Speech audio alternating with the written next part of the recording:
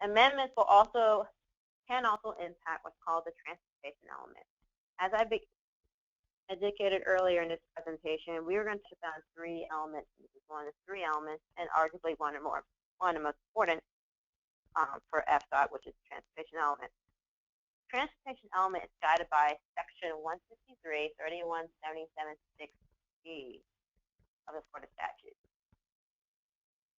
The element is required to address mobility issues in relationship to the size and character of a local government. The purpose of the transportation element is to plan for a multimodal transportation system that puts emphasis on public transportation systems where feasible. And that will include, within that element, addressing existing and projected level service for the transportation system, its needs, its deficiencies, and how to encourage multimodal transportation.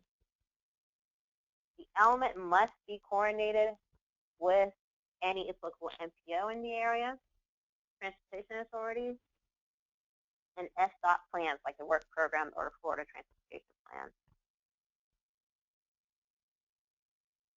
Now, within the statute, there's some minor differences for what's required in a transportation element for local government and what needs to be looked at during the review of a plan amendment which impacts the transportation element.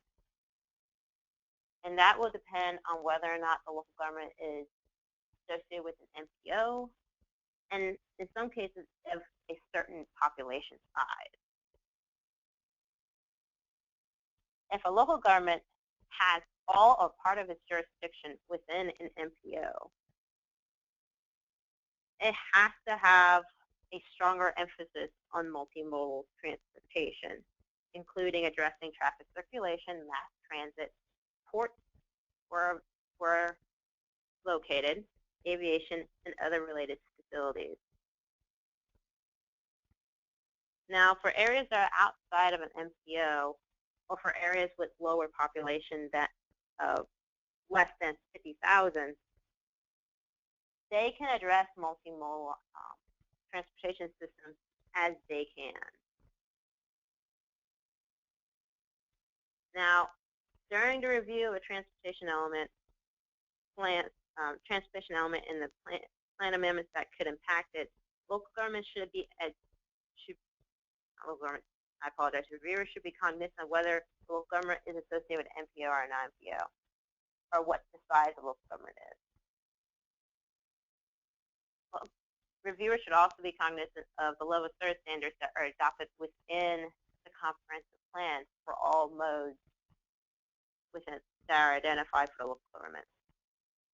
They should also look at multimodal strategies that are associated with what I was talking about within the statute, as well as right-of-way provisions and other mode requirements. And again, I'm going to keep harping on this, but the element and any amendments to that element must be internally consistent with the future land use amendment and all other applicable elements of the comprehensive plan.